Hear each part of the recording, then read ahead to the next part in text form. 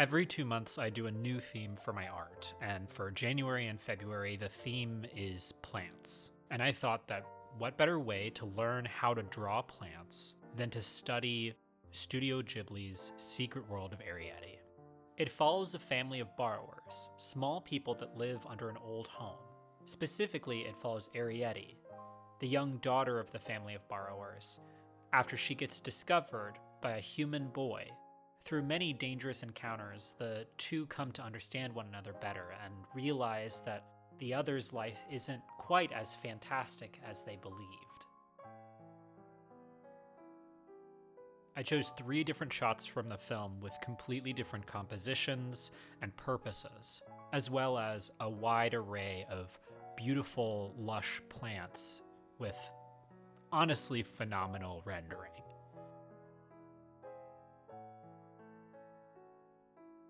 I start most art studies off by doing a color study. I take a look at different spots within an image and I try and figure out what color I think is there. Then I color pick that spot afterward and I compare the two.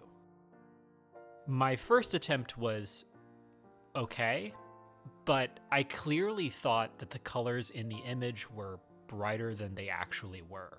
The reason is because of contrast and relative color.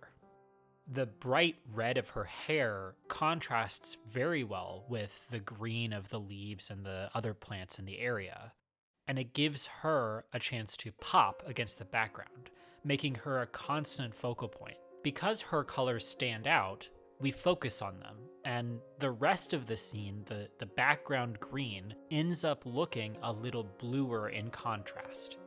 She is the focal point and she has these vibrant, warm colors to her entire palette, whereas the background, by contrast, is not nearly as red. And so even though they're within this kind of narrower palette, these shots end up looking very colorful regardless.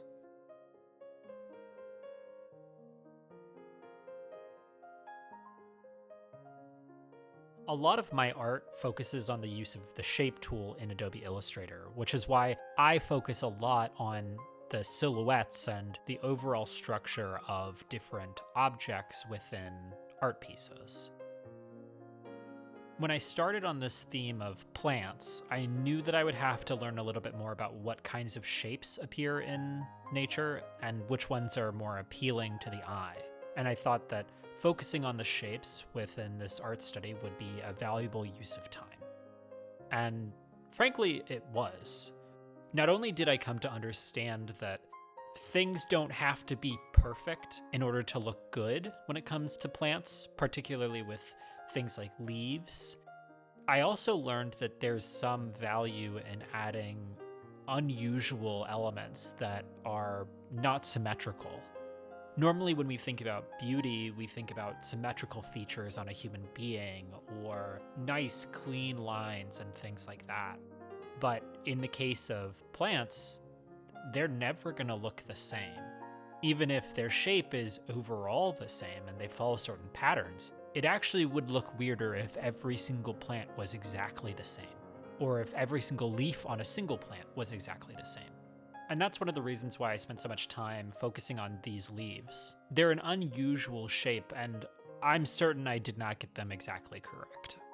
At first glance, they look quite pointed, especially at the tips on the left, the right, and the bottom. They're actually more rounded than they seem.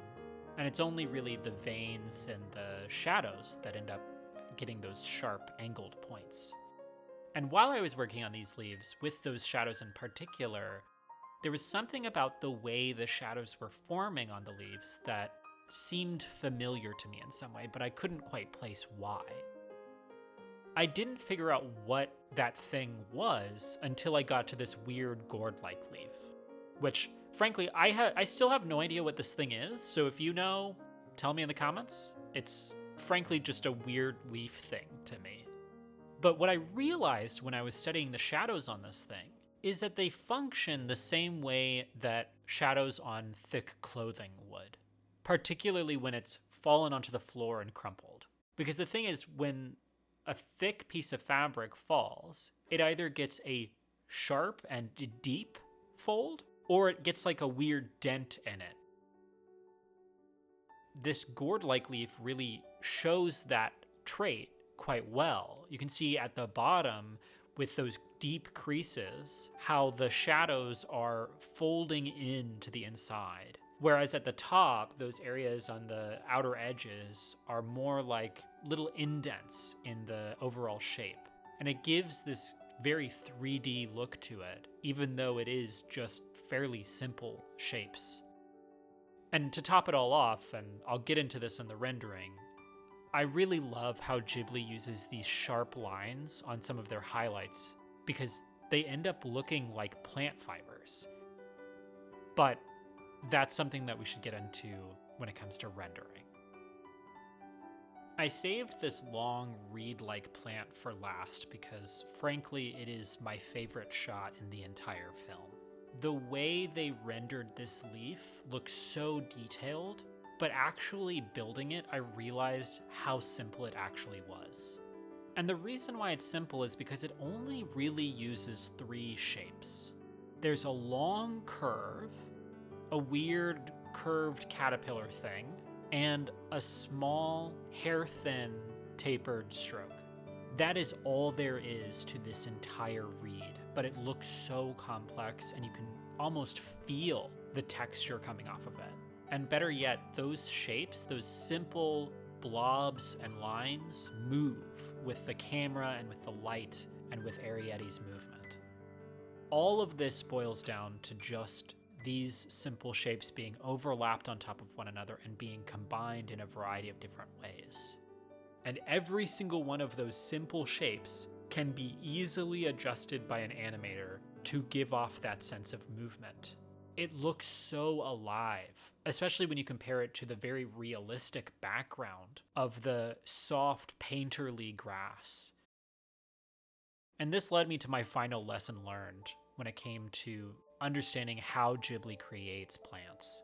And that is that you can use simple things to create something that feels so realistic and so detailed. Even without adding in tons of texture and spending a ton of time on something, you can get something truly beautiful just with this sort of simplicity. Ultimately, what I learned from studying Studio Ghibli's Secret World of Arrietty is that you can start with surprisingly mundane colors and simple shapes and easy renders, and you'll get something truly beautiful. And I think that that's very fitting for the narrative of the Secret World of Arrietty because of how much of it is focused on what is spectacular versus what is normal. The borrowers, to the humans in the film, are a fantastical existence, something fascinating and novel and magical. But throughout the entire film, you see them just living their normal lives. They borrow things only so that they can continue to live. They take a small bit of sugar, a little bit of tissue, and they continue carrying out their life normally. And in the same way, Studio Ghibli's art style in this work ends up imitating that kind of energy.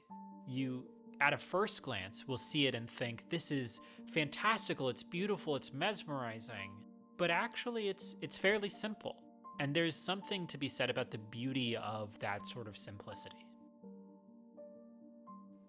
But those are my thoughts. What do you think? If you enjoyed watching this art study, I hope you'll consider hitting the like button or subscribing or maybe even commenting and letting me know what your thoughts are on this whole process. Regardless of whether you liked it or not, if you're watching now, thanks for stopping by, and see you soon.